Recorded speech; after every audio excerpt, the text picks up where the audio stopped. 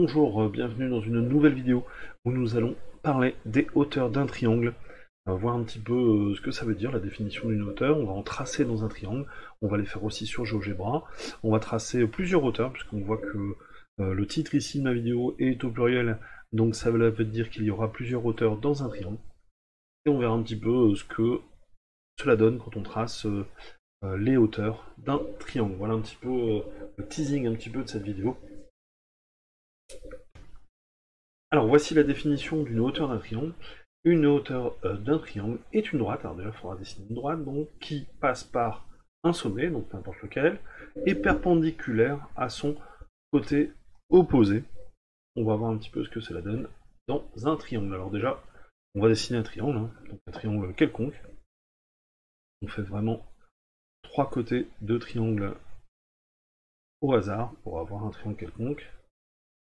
Donc ni isocèle, ni rectangle, ni équilatéral. On va lui donner un nom à ce triangle. On va l'appeler par exemple A, B, C. Et on a ici donc un triangle ABC avec des côtés, trois côtés, et trois sommets. Le mot sommet va être important aujourd'hui. Si l'on essaie de suivre, là je vais tracer à main levée pour l'instant, une hauteur d'un triangle.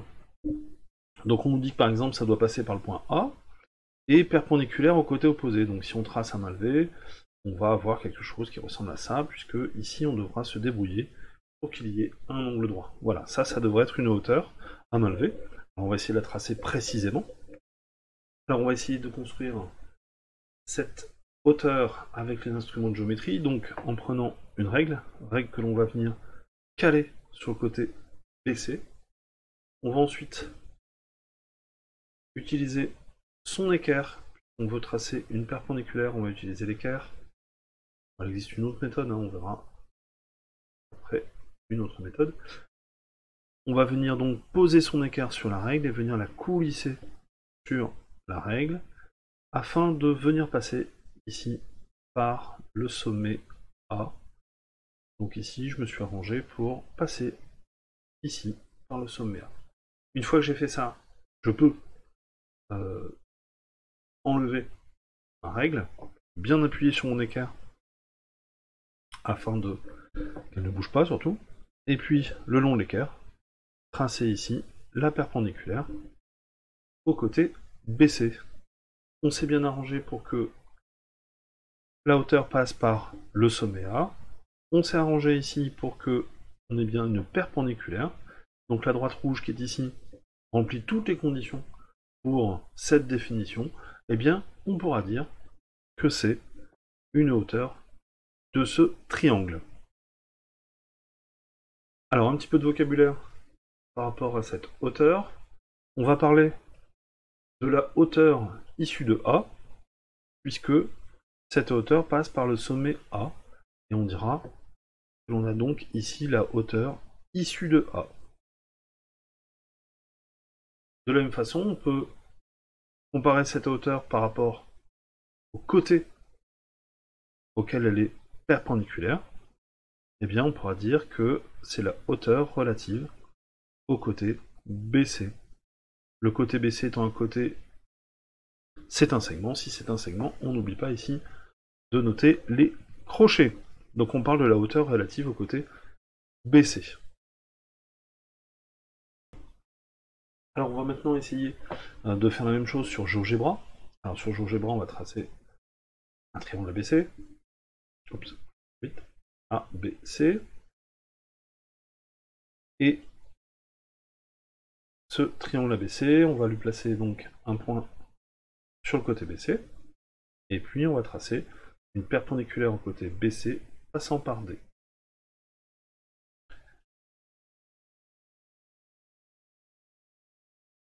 On a bien ici une perpendiculaire, où on peut mesurer l'angle entre les deux droites. Ici, donc on a bien 90 degrés.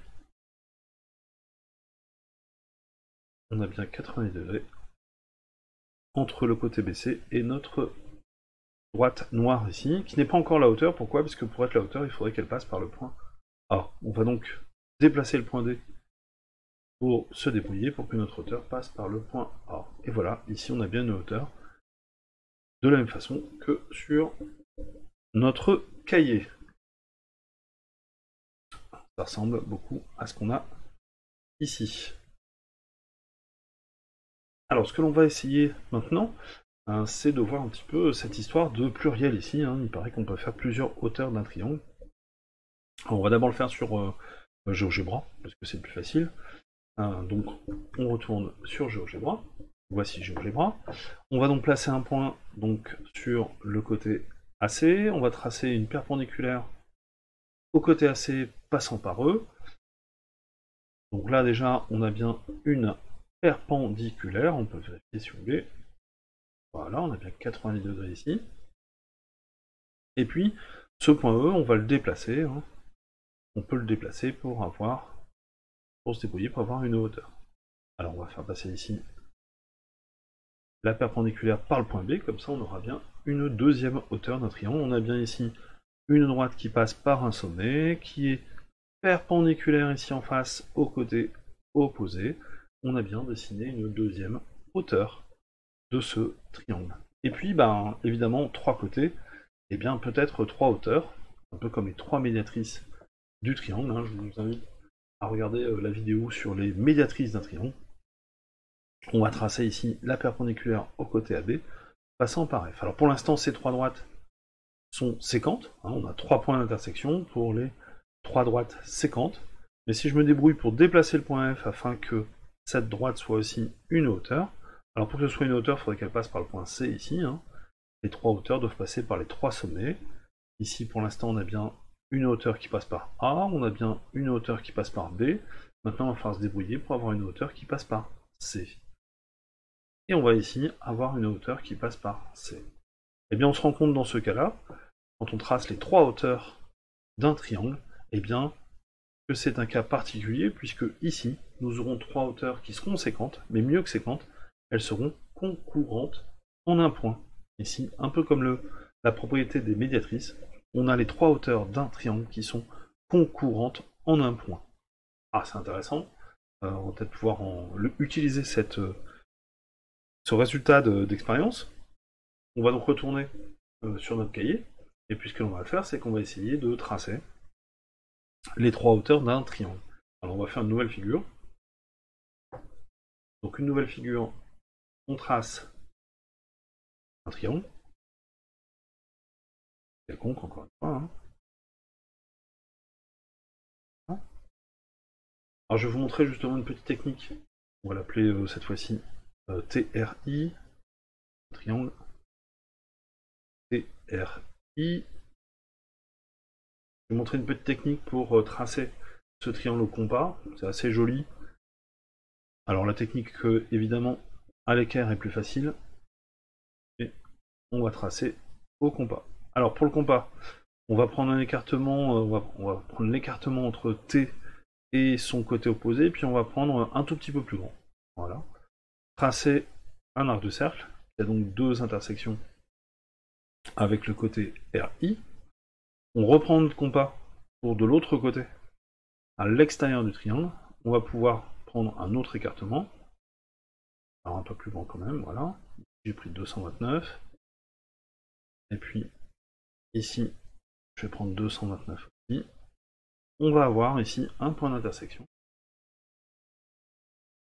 Et grâce à cette construction, on a bien ici la hauteur du triangle. Si vous n'êtes pas convaincu, évidemment, on peut utiliser son écart pour vérifier qu'ici on a bien un angle droit. On a bien la hauteur issue de T, elle passe par le point T, ou on peut dire la hauteur relative au côté RI. On va bien noter, évidemment, qu'on a des perpendiculaires ici. Une perpendiculaire, c'est la hauteur issue de T. Alors, on va tracer les hauteurs des deux autres côtés, ou des deux autres sommets, ça dépend comment on voit les choses. Donc ici, ma règle que je pose sur le côté. Encore une fois, comme je dis à voix haute, que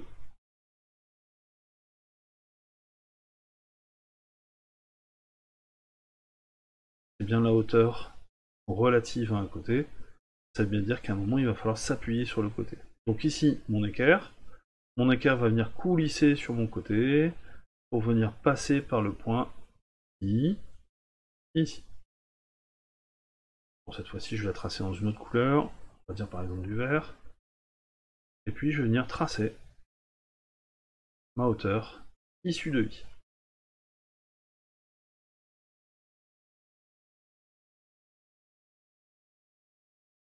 Elle est évidemment perpendiculaire. Elle est perpendiculaire au côté TR et elle est issue de I. Et puis dernier côté.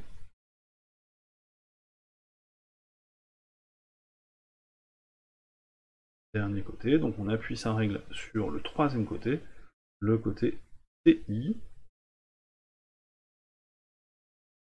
Appuyer sa règle sur le côté TI. Avec surtout la règle ne doit plus bouger.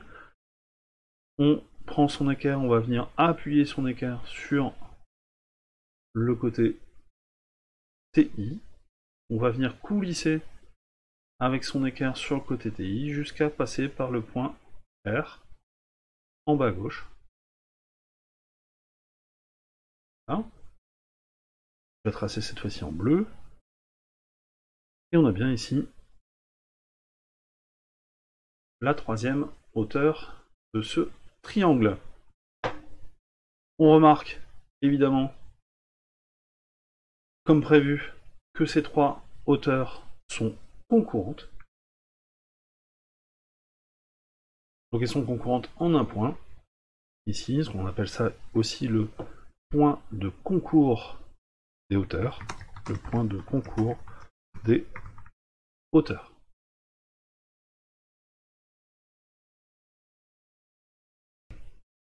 Donc on a bien les trois hauteurs, la hauteur issue de R, on a bien la hauteur issue de I, et on a bien la hauteur issue de T. On va pouvoir écrire une propriété.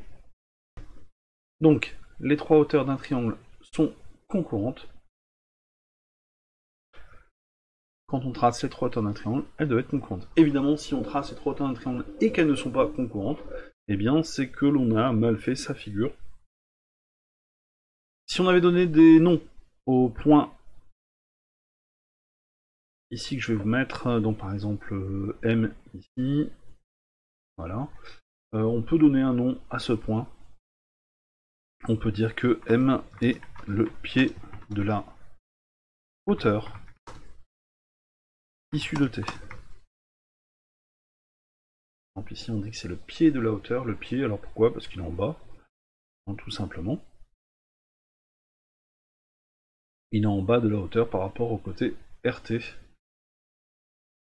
On a ici, si on met un point N, on dit que c'est le point N et le pied de la hauteur issue de R. Et puis si on avait un point Z I, donc ici, eh bien on pourrait dire que Z est le pied de la hauteur issue de I. Voilà un petit peu tout le vocabulaire qui est à connaître sur les hauteurs. Quand on trace les trois hauteurs d'un triangle, elles sont concurrentes. C'est vraiment un résultat très intéressant pour la suite des mathématiques. Voilà, j'espère que cette vidéo vous aura plu. C'est la suite, évidemment, de la vidéo sur la médiatrice, que je vous ai déjà mis en lien dans cette vidéo. Je vous invite aussi à liker ma page Facebook, mon YouTube, pour donc être abonné à toutes mes vidéos. Vous avez aussi une playlist avec la géométrie au collège, que je vous présente aussi maintenant en lien dans la vidéo. Merci, à bientôt.